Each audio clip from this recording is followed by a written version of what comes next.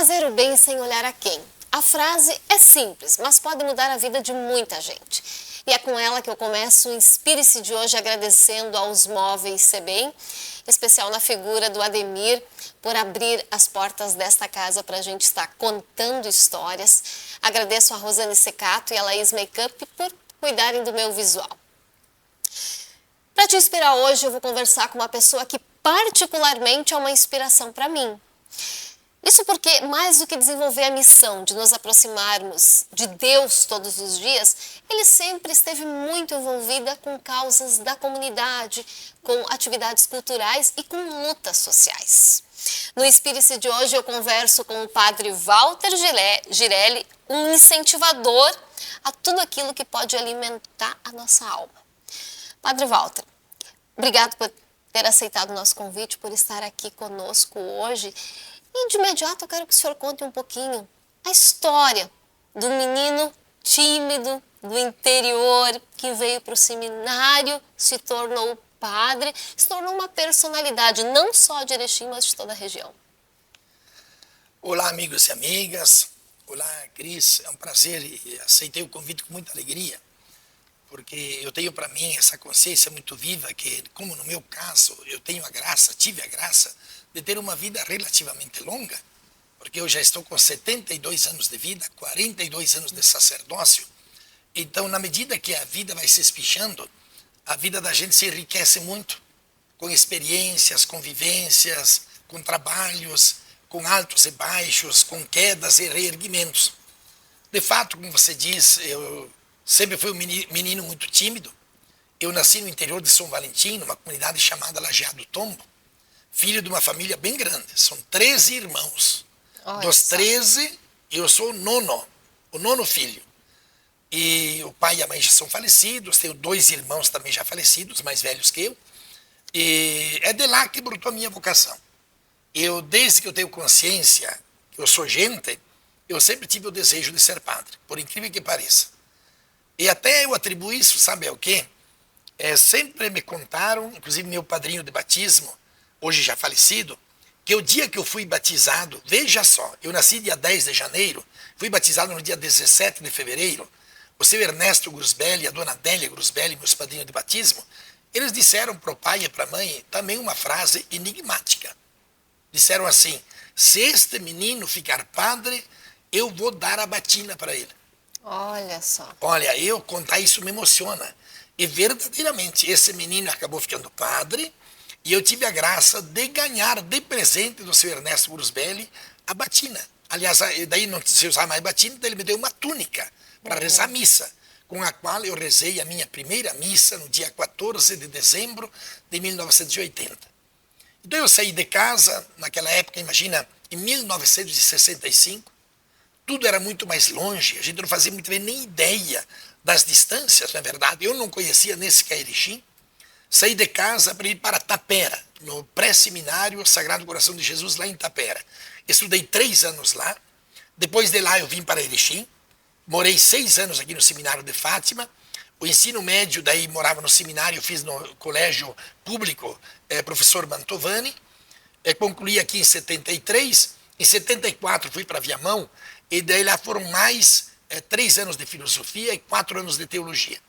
E no dia 13 de dezembro, então, de 1980, eu me ordenei sacerdote. No dia 14 celebrei a primeira missa, foi um dos momentos o momento mais feliz da minha vida, porque eu entendo que eu me acertei em ser padre, pois que eu sou um padre muito feliz, muito trabalhador, muito alegre, muito animado, inclusive. Muito envolvido com a comunidade, muito envolvido, com a igreja. porque eu entendo assim que a minha vocação, de fato, ela vem de raiz, ela vem de raiz.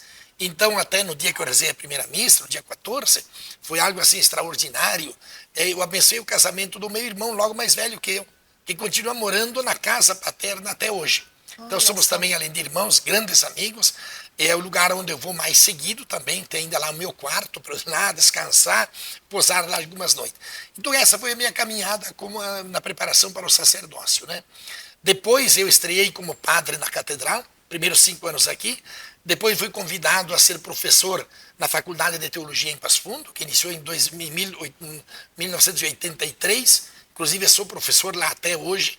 No meio disso, eu saí 2 anos fazer um curso de especialização em São Paulo, na Faculdade Nossa Senhora da Assunção. Fui lá fazer uma especialização sobre dogmática, para estudar exatamente as questões teológicas fundamentais. Voltei, continuei morando uns anos em Passo Fundo, e ali também sempre envolvido na formação e também como professor lá no ITEPA. Depois de eu sair de lá, vim trabalhar aqui na paróquia São Cristóvão, 3 anos, 2 anos de assistente em Getúlio Vargas, dos meninos que faziam filosofia. Depois eu fiquei 7 anos em estação, voltei mais 14 anos como reitor aqui do Seminário de Fátima, né, do Santuário, e agora eu estou lá em Campinas do Sul, há 1 ano e meio, quase 2 anos. Então foi uma trajetória assim, parece curta, mas na verdade ela é longa. São 42 anos. Quando eu faço sempre essa retrospectiva da onde eu trabalhei, aonde eu fui, daí eu vejo que de fato tem razão de dizer que é 42 anos que sou padre, né? Padre, 42 anos padre, o senhor tem muito envolvimento com a comunidade. E uma das, acho que uma das participações, das suas atuações com muito destaque, foi a questão desses 14 anos frente ao seminário e ao santuário. Tanto é que participaste da revitalização da esplanada ali. E na época, havia os prós, os contras. Como é que foi tudo aquele momento? Precisava se mudar alguma coisa? Hoje, como o senhor vê, o santuário ele se tornou ali um local assim de muita união das pessoas, os fins de semana, nos domingos à tarde de sol, o pessoal senta no gramado tão bonito lá. Mas teve uma época em que foi contestada essa revitalização toda. Olha, toda mudança, ela gera aquele espírito de instabilidade, de insatisfação. Porque todos nós estamos acostumados com aquela sombra, aqueles eucaliptos, aqueles pinos todos, né? E aqui é preciso fazer justiça, que o grande mentor de tudo isso foi Dom José. Dom José tinha sempre um espírito de um grande empreendedor. E ele chegou com essa ideia de revitalizar o santuário, e daí todos nós ali acampamos, foi toda uma equipe que assumiu isso. E hoje, graças a Deus, a gente olha para trás, para mim, inclusive, assim, né, Cris? Muita gente veio me pedir desculpa. Disse, padre, desculpa que eu critiquei, desculpa porque eu fiz isso, desculpa porque eu fiz aquilo. Eu não encontrei mais ninguém que viesse depois dizer, olha, vocês não deviam ter feito isso.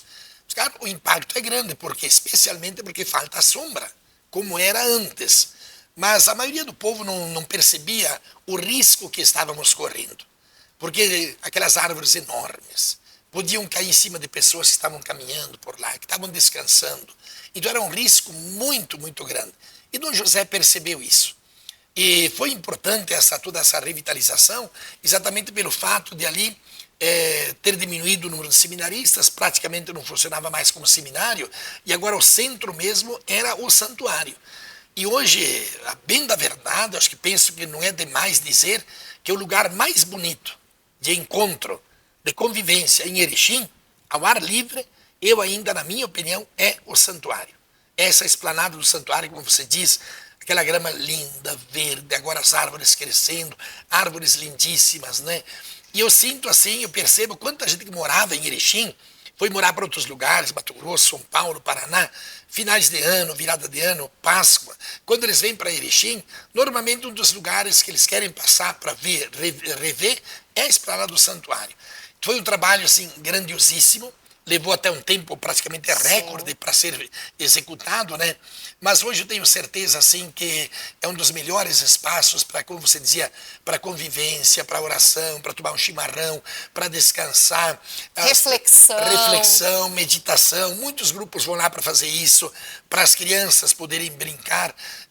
Pega esses finais de semana de tempo bom, aquilo é um espetáculo, a gente teve aquilo, né? Então, mas, como eu dizia, toda mudança gera um certo impacto, gera uma expectativa, até também nós tínhamos essa expectativa, mas eu vejo que foi a coisa mais acertada, foi ter feito esta revitalização.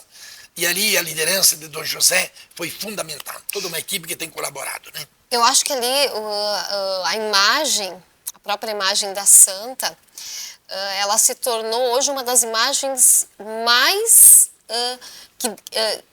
presentes nas redes sociais. Certo. É impressionante, a gente acompanha muito as redes sociais, o Instagram hoje, que é um veículo de comunicação, especialmente de um público mais jovem, e é impressionante como eu vejo fotos de Nossa Senhora, ali daquela parte de oração em que as pessoas sentam-se lá em frente à igreja.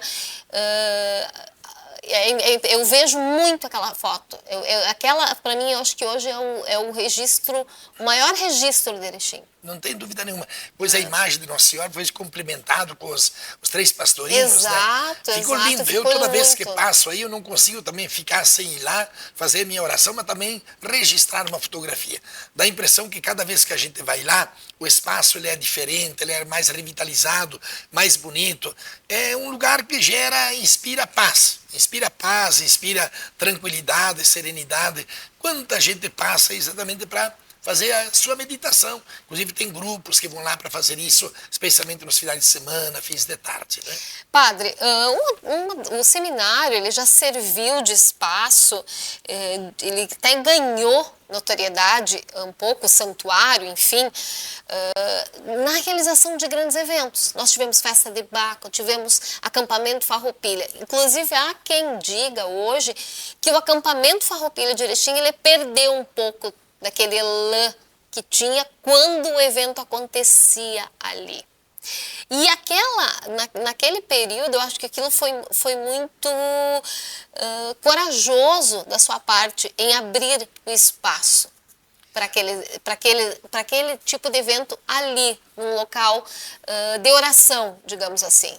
Certo. Eram outros tempos ou o momento pedia? Como é que o senhor avalia isso? Eram outros tempos e veio o desafio.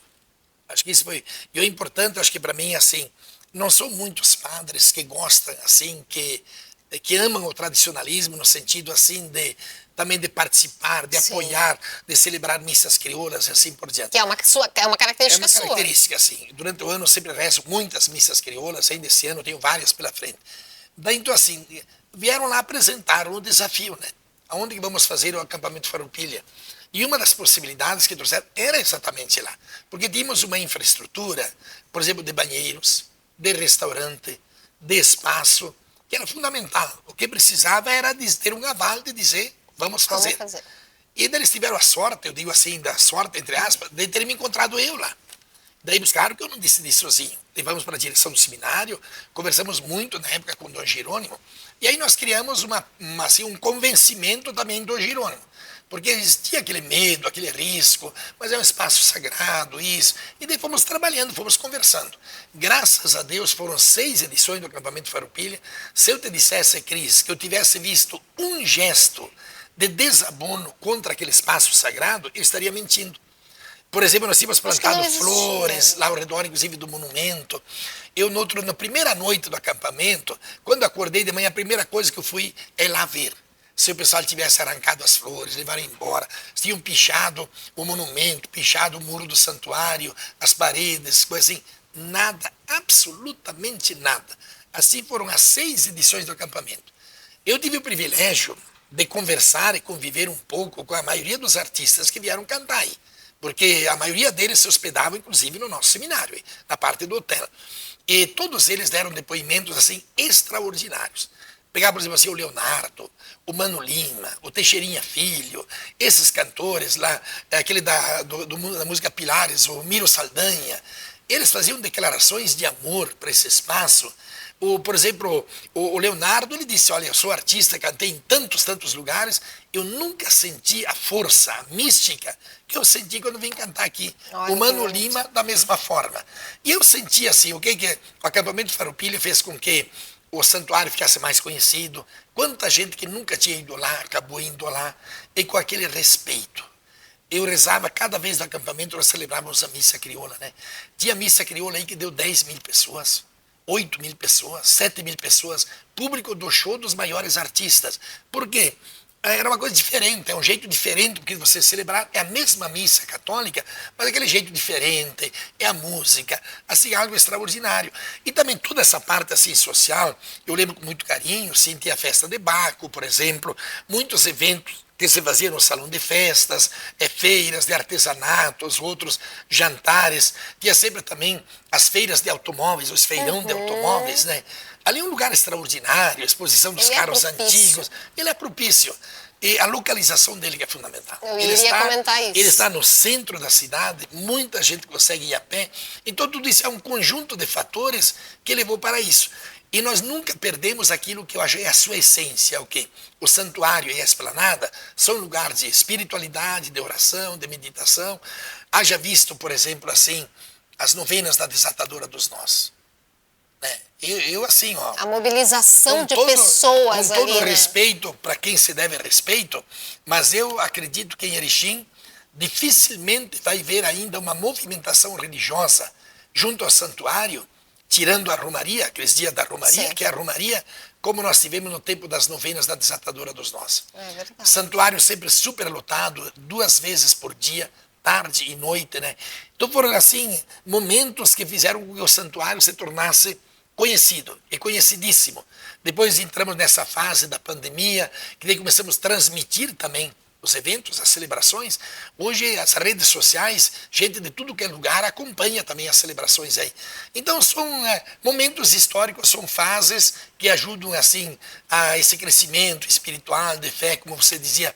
Nós como padres, a missão primeira nossa é ser homens de Deus. Eu tenho que ser um homem de Deus, ser fiel à minha vocação, à minha missão, mas também eu tenho que ajudar, como você dizia, as pessoas a se aproximarem de Deus. Pela pregação, pela evangelização, pelas celebrações, também pela amizade. Quanta gente se aproximou mais da comunidade, da igreja, pela amizade, pelo jeito de ser. Cada um tem o seu jeito, eu tenho o meu. Eu gosto de esporte, joguei muita bocha na vida, gosto de um baralhinho, não sei cantar, mas tenho muita coragem. Então, de vez em quando, eu subo num palco para cantar. Então, tudo isso faz com que a igreja, a comunidade, a religião também se torne simpática. Porque essas questões de fé, se elas não mexem no coração da pessoa, não vai mexer a cabeça também. A porta de entrada hoje para a mística, para a vida de uma pessoa, para que ela possa te dar atenção, é entrar no coração da pessoa. Isso vale em todos os sentidos. Vale para uma loja, vale para o comércio, vale para uma empresa de comunicação, vale para tudo. Se você tocar o coração das pessoas, ela vai também te seguir, ou vai te admirar e vai chegar também até Deus. Padre, e falando nessa questão justamente de tocar no coração das pessoas, a gente sabe que hoje a religião ela está exigindo muito isso, porque as ideias elas estão se renovando, existem muitas religiões hoje com filosofias ou com convites diferenciados e tal. Nós temos o Papa atual, eu acho que uma das das características é uma questão de renovação de pensamentos da própria igreja. Como é que o senhor avalia isso? O senhor acha que, assim como tudo precisa ser renovado, evoluído, melhorado, a Igreja Católica, ela também, falando um pouquinho da Igreja Católica, ela também precisa estar evoluindo e dando novos passos? Mas não tem dúvida nenhuma. Existem as verdades fundamentais da revelação que são imexíveis, vamos dizer assim, são imexíveis. Isso a igreja não vai poder mexer. Agora, a forma da igreja se apresentar, o jeito dela apresentar o evangelho, o jeito de falar de Jesus, ela tem que ir se atualizando sistematicamente. Por isso que a fé ela é uma realidade dinâmica. A gente muitas vezes não pode hoje usar imagens, linguagens que podiam valer 30 anos atrás, 50 anos atrás, 100 anos atrás, no tempo da Idade Média. Nós temos que acompanhar essa evolução, certo? E isso exige muito. Por isso que o Papa, muitas vezes também, ele é contestado também pelos tradicionalistas, que entendem que devíamos voltar para trás. Exato. Mas ninguém mais volta para trás. Depois que nós nascemos, não tem mais como você voltar no útero materno. Você vai à frente até um dia chegar na morte e vai ressuscitar. Tudo vai para frente. A igreja também, sem perder as verdades da fé. Por exemplo, pegamos o mandamento do amor. Claro, eu não posso tirar da Bíblia o mandamento do amor. Dizer que Deus é amor, eu não posso. Agora, eu devo contextualizar. O que é amar hoje? O que é amar hoje? Por exemplo, o Papa Francisco tem chamado muito a atenção para o problema, por exemplo, da indiferença. Chamando muito a atenção exatamente desse problema que a economia, por exemplo, vai se acumulando na mão de um pequeno número de pessoas e a maioria não enxerga pobres, não vê fome, não vê miséria, não vê necessidade de compartilhar. Como é que eu vou amar a Deus se eu não respeito quem está no meu lado? Quem tem a cor diferente, sexo diferente, que pensa diferente de eu politicamente, religiosamente. Então, graças a Deus, uma das conquistas da modernidade é a liberdade. A liberdade de consciência. Foi a grande vitória do Concílio Vaticano II. Então, nós não podemos mais impor uma religião. Eu não posso exigir que você seja católica. Eu não posso nem sequer exigir que alguém case na igreja. Tem que ser uma opção da pessoa. Então, hoje em dia, essa pluralidade religiosa, como ela faz bem. Como ela faz bem. Inclusive, esse pluralismo religioso que está fazendo com que a exigência seja maior ainda para a Igreja Católica. Porque ou a Igreja Católica se adapta, se aproxima das pessoas, se moderniza, ou ela vai perdendo também os fiéis. Por exemplo, veja assim, hoje em dia, a dificuldade de se trabalhar com a juventude, com adolescentes, crianças até não é tão difícil, idosos não é tão difícil, mas essa faixa etária ali no meio dos adolescentes, dos jovens, é um desafio muito grande hoje em dia. E a igreja vai ter que crescer muito nesse sentido, também em termos de linguagem, de expressão, de algo que atraia. Tem muita coisa linda sendo feita, lindíssimas, mas nós precisamos fazer mais. Por isso que eu sempre costumo dizer assim, na medida que os anos vão passando, a gente olha para trás, puxa, eu penso, mas quanta coisa que eu fiz. Só que eu olho para frente, eu sinto que dá a impressão que está tudo ainda por fazer. Então, nesse trabalho de evangelização, a gente nunca envelhece, viu? Nunca envelhece. O importante é manter esse entusiasmo, a alegria e o amor pela causa que a gente está dando a vida e entregando a vida. Eu espelho um pouco isso no jornalismo. Às vezes, o fato de contar histórias também é uma renovação diária, porque a gente que trabalha nesse sentido, o fato de ser um elo entre as pessoas contarem e você conseguir transmitir, isso eu acho que é muito importante.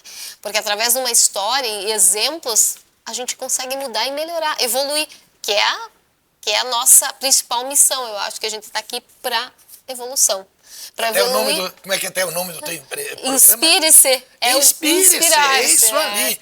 E não tem coisa melhor do que a gente se inspirar em histórias de vidas. Exato. O Papa Francisco, acho que foi que disse até, que o melhor banco escolar é sentar-se ao lado de um idoso e escutar as suas histórias.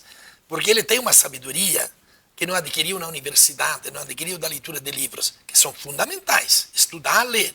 Mas é que o idoso, ele tem a vivência, ele elaborou as experiências de vida. Então, por isso que a gente tem que pensar, refletir, recontar, contar de novo, que é essa sabedoria que vai também contagiando. Por isso que como é bom escutar as histórias do nono, da nona, do vô, da avó. Eu que não tenho mais meus nonos, eu lembro com saudades. E eu ouvi muitas histórias. Eu não conheci meu nono eu e nona. Eu tive prazer de Mas conviver. eu escutava meu pai e minha mãe contando as histórias para os netos. E também para nós, a gente se inspirava muito, até nos meus irmãos mais velhos. Sim. É uma coisa extraordinária isso. Padre, a gente falou um pouquinho sobre a vocação, sobre o trabalho no santuário, sobre o trabalho de evangelização. Mas eu não posso deixar de abordar um tema que também teve uma representatividade importante do Padre Walter como pessoa, que é a questão política. O senhor sempre foi um defensor das causas sociais. Como é que está hoje isso? Algumas pessoas, elas sempre dizem que política e religião não podem se misturar. Como é que o senhor, depois de toda essa caminhada, já de mais de 40 anos, como é que o senhor avalia isso? Diz o velho ditado que política não é tudo, mas tudo é política. Tudo é política. Por exemplo, como é que eu vou ficar indiferente diante da fome? Não é rezando que eu vou resolver o problema da fome. Exato. Como é que eu vou ficar indiferente, por exemplo, diante do problema do desemprego? Não chega só a rezar para ter emprego. Como é que eu vou ficar indiferente, por exemplo, diante do problema da falta de moradia? Só rezar para vir a casa? Não posso. Como é que eu vou ficar indiferente diante dos jovens que não têm muitas vezes acesso a uma universidade? Não chega só a rezar. Eu tenho que rezar, mas também tenho que trabalhar. Por isso que é falsa essa ideia de separar, colocar assim de forma antagônica essas duas questões. As duas questões andam juntos. Inclusive hoje vamos pegar o caso, por exemplo, da medicina. Quantos cientistas da medicina, médicos, hoje provam para nós todos que quando a gente une a medicina, ou seja, a ciência, com a espiritualidade, o resultado ele é muito melhor, muito mais favorável. Eu sempre me envolvi em questões sociais, sabe por quê? Não é por questão de ordem política. Eu sempre me envolvi em questões sociais por causa de Jesus. Quais foram as grandes preocupações de Jesus? Foi o quê? Com a fome. Por isso, o único texto que aparece 5 vezes no Evangelho é a tal da distribuição do pão.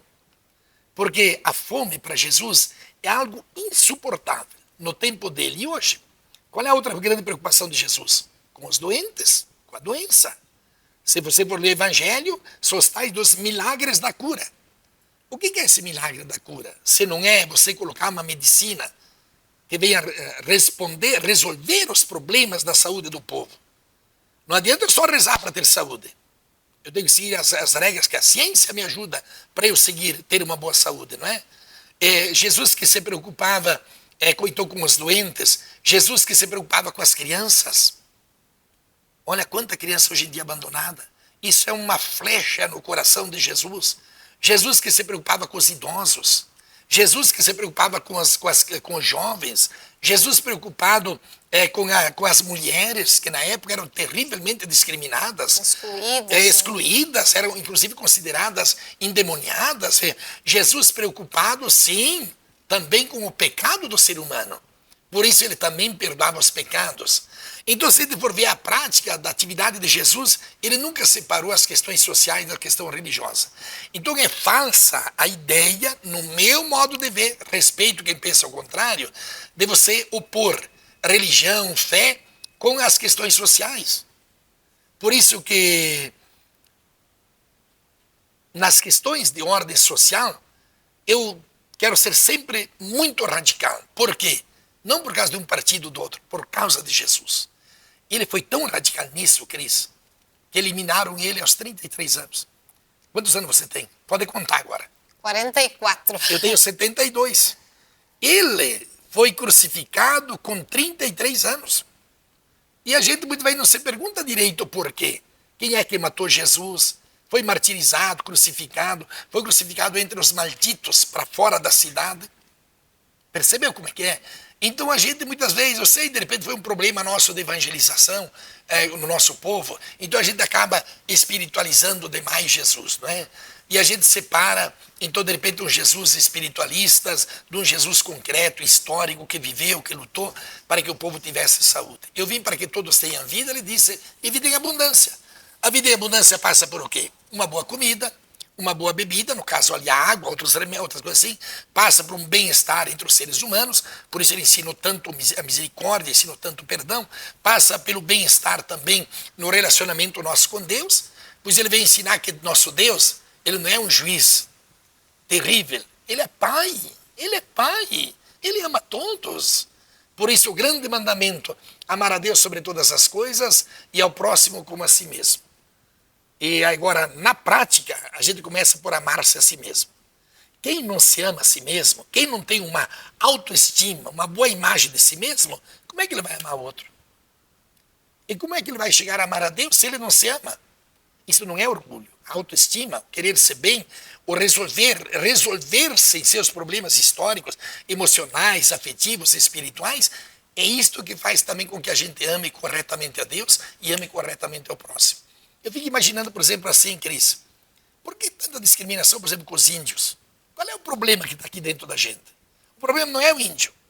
O problema está aqui dentro de mim. Exato. Por que tanto ódio contra os pobres, contra os negros, contra as mulheres, contra os homossexuais, contra essas realidades, essas minorias, quase maiorias, não é?